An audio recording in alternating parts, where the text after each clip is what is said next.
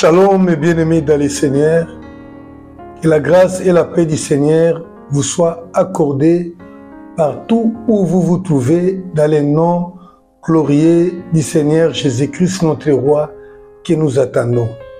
Et dans l'attente du Seigneur Jésus-Christ, il nous a donné cette mission de préparer son peuple, avertir son peuple sur les dangers qui peuvent le déchoir, qui peuvent faire que le peuple soit rejeté, le peuple pourtant fiancé, le peuple qui attend le retour de son maître, Jésus-Christ. Car la Bible dit que le Seigneur attend prendre l'Église, le Seigneur attend prendre les serviteurs de Dieu qui est irréprochable. Or, comme nous sommes toujours en train de l'enseigner, ces temps-ci bien-aimés, il y a un grand danger qui guette les disciples du Seigneur, ce sont les fausses doctrines qui se sont introduites dans les églises. Les fausses doctrines ont été déclarées par le Seigneur comme réellement une menace contre l'Église. Et le Seigneur nous avertit, ne vous entraînez pas, ne vous laissez pas entraîner par des doctrines diverses et étrangères. Lorsque le Seigneur parle des doctrines diverses et étrangères, il ne s'agit pas d'une blague, mais il s'agit des doctrines des démons. Et les doctrines des démons, bien-aimés, ce ne sont pas les doctrines où on viendra vous enseigner que voilà les doctrines des démons, et voilà, nous les démons, on dit ça.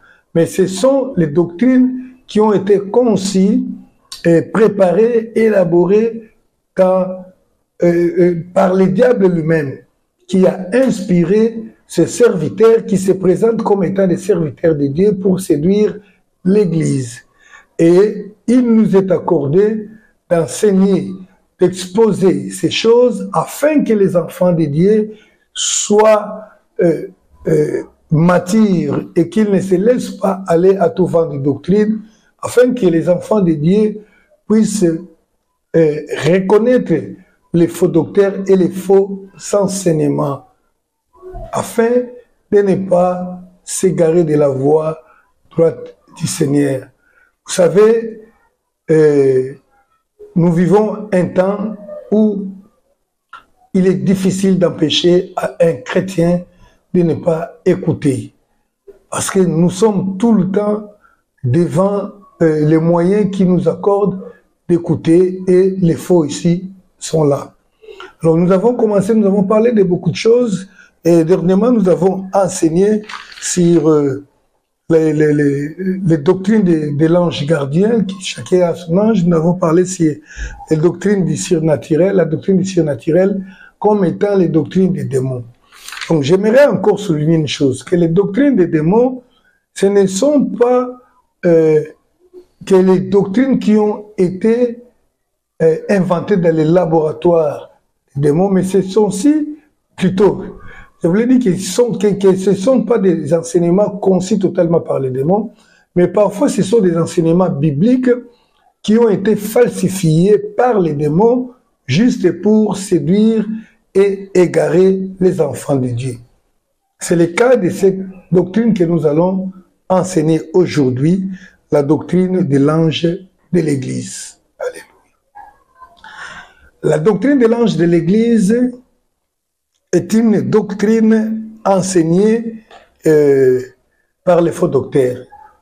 Avec cette doctrine, parfois, on ne va pas venir enseigner ça aux fidèles, mais il y a des pasteurs qui enseignent ça à d'autres pasteurs avec pour mission ou pour objectif de l'éloigner de Dieu et de l'amener, de les initier au satanisme.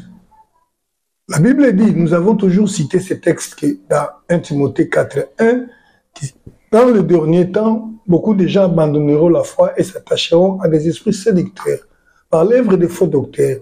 Les faux docteurs ne viennent pas enseigner directement, tout simplement directement les petits peuples.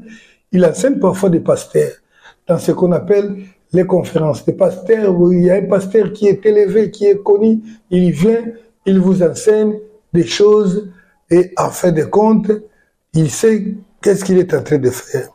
La doctrine de l'ange de l'Église, nous retrouvons ces enseignements dans les livres de Apocalypse, chapitre 1er, verset 20 et chapitre 2, verset 1er. Je vais lire au nom du Seigneur Jésus-Christ. Apocalypse chapitre 1er, verset 20. Je lis à partir du verset 19. Écris donc ce que tu as vu, ce qui est et ce qui doit arriver ensuite. Le mystère de cette étoile que tu as vu dans ma main droite et de sept chandeliers d'or. Et cette étoile sont les anges des sept églises. Et les sept chandeliers sont les sept églises. Chapitre 2, verset 1.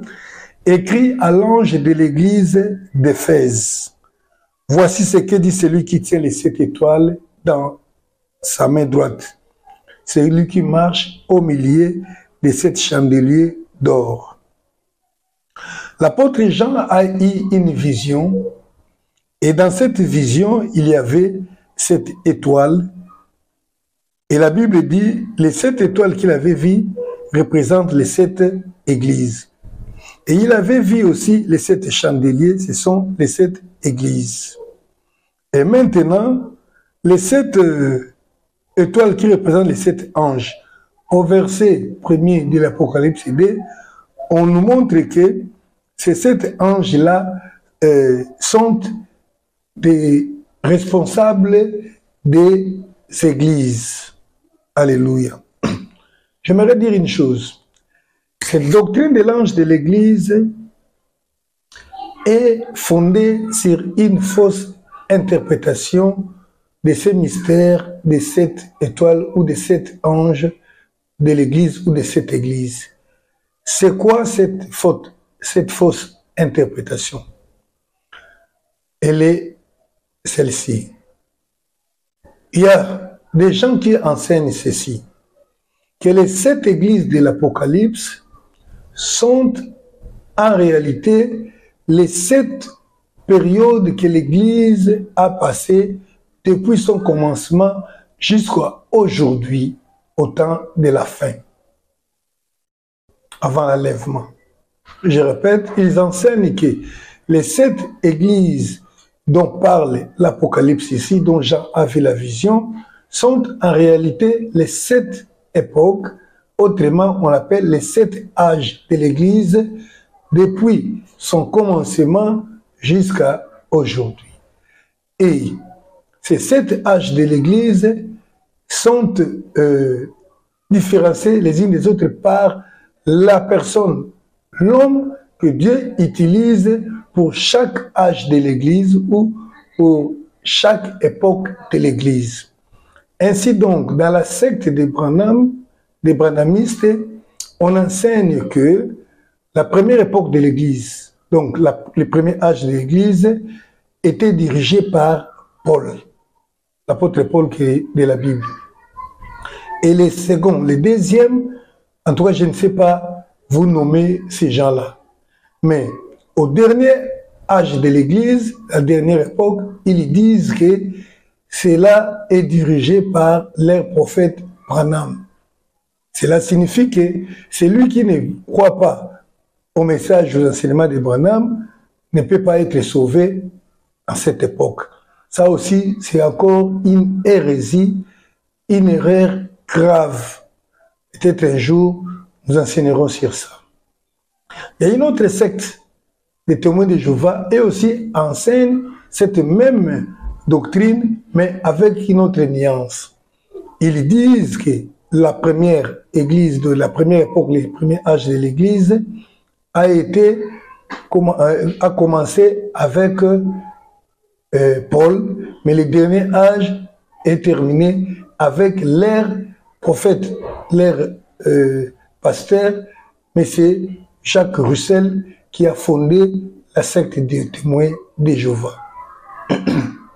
Donc voyez-vous que partout où les gens essayent d'interpréter l'église, cette église, de la sorte, il se retrouve qu'ils ils établissent à la tête de l'église du temps de la fête, donc avant l'enlèvement, un prophète qui se trouve être le chef de leur communauté. Et il appelle l'ange, parfois l'église. Je dis c'est une fausse doctrine. Pourquoi? Parce qu'en réalité, selon la compréhension que nous avons des Écritures, nous comprenons que les 7 églises de l'Apocalypse ont existé à un certain moment de la vie sur terre.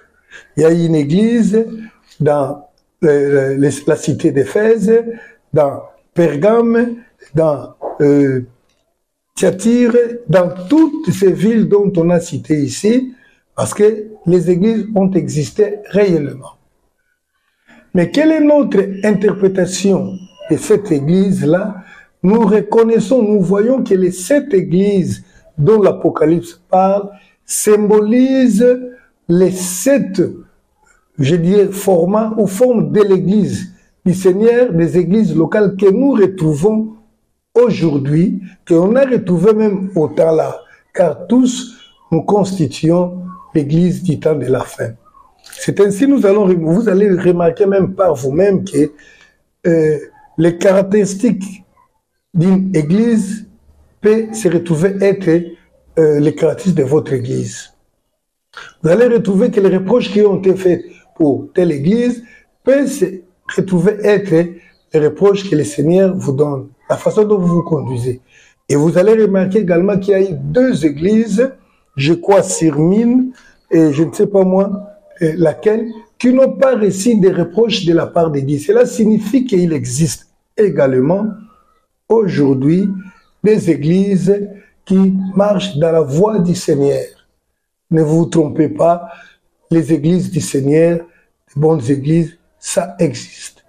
Parfois, elles ne sont pas connues, parfois elles ne sont pas de grande nature, parfois elles n'ont pas de très grandes maisons, mais ça existe. La Bible dit, les fondements de Dieu subsistent. Alléluia.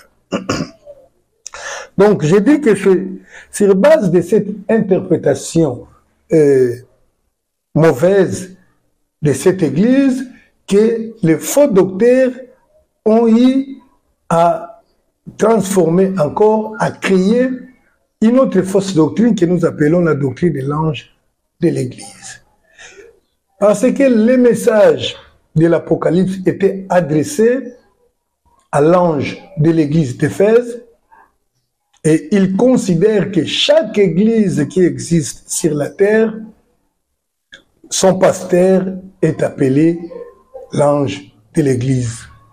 Mais nous savons d'abord que l'ange, c'est un être spirituel, et le mot ange signifie également le messager de Dieu. Mais ici, dans les cas espèces des livres d'Apocalypse, il s'est agi de la personne à qui Dieu a donné le message pour l'Église.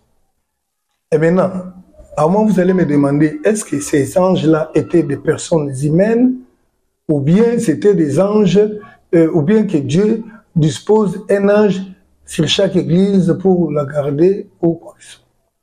Je dis ceci. Concernant cet ange, les 7 anges de l'église, ça peut bien être un ange, car la Bible dit que ce sont des êtres au service de Dieu, les anges. Ça peut bien être un ange céleste, un être spirituel, à qui Dieu a donné le message pour que cet être spirituel le transmette au pasteur ou aux dirigeants de l'église d'Éphèse, de Smyrne, de Pergame, de Thyatire et autres. Ou bien, ça peut bien être le pasteur de l'église qu'on a appelé ange de l'église parce que le mot ange signifie aussi le messager de Dieu. Mais il ne faut pas donner trop d'importance. Maintenant, la fausse doctrine, la doctrine de l'ange, a trouvé quelque chose pour enseigner ces faussetés. C'est quoi? nous enseignons sur la doctrine de l'ange de l'Église. L'ange de l'Église, je ne parle pas de moi, parce que mon nom aussi c'est ange. Je parle bien d'autres choses. Alors, ils disent quoi? Dans cette doctrine, on dit que chaque Église qui a établi à la tête de chaque Église un ange, ou chaque communauté. Et cet ange de l'Église-là, c'est le pasteur de l'Église. Alléluia. Comme le message était donné à l'ange de l'Église, ils enseignent que le pasteur, c'est le pasteur qui est l'ange de l'Église, c'est le pasteur qui est la personne habilitée à recevoir tous les oracles de Dieu. C'est lui qui doit recevoir les révélations pour l'Église, les révélations pour les enfants de Dieu. Donc c'est la personne qui a les informations de la part de Dieu pour l'Église et pour tous les peuples qui se trouvent dans son Église. C'est là la doctrine de l'ange de l'Église. Bien-aimé, c'est une fausse doctrine. Et dans cette doctrine-là, ils disent quoi? Ils enseignent que l'ange de l'Église est un homme qui participe au conseil de Dieu. Donc, il sort en esprit pour aller assister dans les conseils de Dieu, comprendre ce que Dieu dit, ce que Dieu veut, ce que Dieu veut faire, et il vient pour l'annoncer à son Église. Et c'est un homme qui va devenir par la suite le Dieu pour son Église. Excusez, peu de tout. C'est quelqu'un qui va devenir le Dieu pour son Église. Imagine quelqu'un, donc vous êtes dans une église, Dieu ne peut pas parler par une autre personne. Si Dieu veut parler, la personne qui a la révélation, c'est Dieu, c'est seulement l'ange de l'église. C'est la personne qui a l'onction de Dieu pour guérir, la seule personne qui reçoit les prophéties, qui chasse les démons, c'est la seule personne qui est tout dans son église. Bien-aimé, la Bible n'a jamais dit ça. Et si nous consultons 1 Corinthiens chapitre 12, à partir du verset 4, la Bible nous montre que c'est l'esprit, le même esprit de Dieu qui donne dans l'église à chacun d'être des ministres, à d'autres avoir les dons de guérison, les dons de miracles, les dons de révélation, les dons de paroles de connaissance, c'est le même esprit qui travaille dans tous. Donc, c'est-à-dire que dans une église normale de Dieu, le Seigneur peut parler à une dame qui est à côté là, comme à un frère. Le Seigneur peut utiliser un frère pour chasser les démons. C'est pourquoi, quand je vous ai enseigné sur la doctrine du ciel naturel, vous avez pensé que c'était quelque chose de banal. Non. Parce que dans la doctrine du ciel naturel, on présente que le pasteur seul qui a les pouvoirs là. Or, la Bible a dit, je vous donne à tous ceux qui ont cru, il leur a donné le pouvoir de devenir, plutôt afin de dire non, je voulais dire, voici les miracles qui accompagneront tous ceux qui auront cru à mon nom. Voilà, ça c'est Marc chapitre 16, 17. Donc, la Bible a donné la puissance à tous. Mais lorsqu'on enseigne le surnaturel, on met l'accent sur un homme. On ne dit pas que la grâce, les dons, la puissance peut être donnée à tout le monde. Je peux être pasteur de l'église, mais il y a une dame qui a les dons de guérison. Et cela ne fera pas d'elle un pasteur ou une prophétesse. Mais aujourd'hui, lorsqu'une dame reçoit une révélation où elle a un don de guérison, elle arrête d'avoir ces dons-là pour devenir tout simplement les pasteurs. Donc, je suis en train de dire, lorsque j'ai parlé de la fausse doctrine des démons des cieux naturels, c'est parce qu'ils enseignent ça, ils savent qu'ils vont amener les gens dans une autre doctrine, celle-ci, la doctrine de l'ange de l'église. Maintenant, et ils vont dire au pasteur que le pasteur doit travailler pour devenir réellement l'ange de l'église. Donc, un homme puissant, un homme qui va commencer à sortir en esprit pour aller voir les choses d'en haut et pour venir dire aux enfants de Dieu. Et c'est là qu'il doit travailler dire. Vous savez, lorsque le Seigneur donne les dons, il n'y a pas question de travailler dire. Vous pouvez être dans la prière, et le Seigneur vous donne les dons. Et puis ça commence à fonctionner.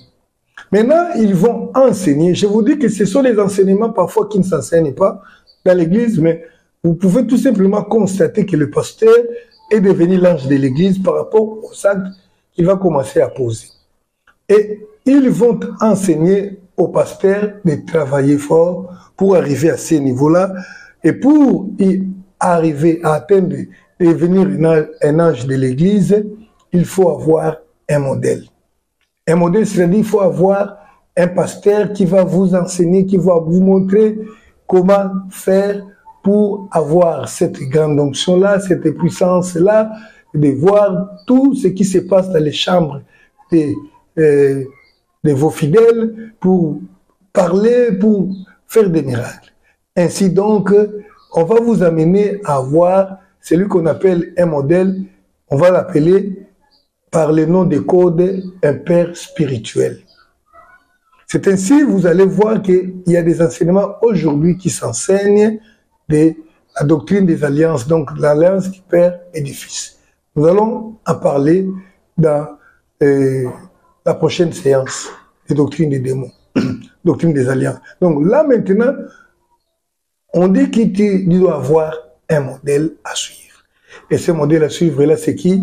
C'est quelqu'un qui en réalité, qui est déjà initié, qui est appelé à t'initier dans cette doctrine-là, qui est appelé à t'initier dans le satanisme.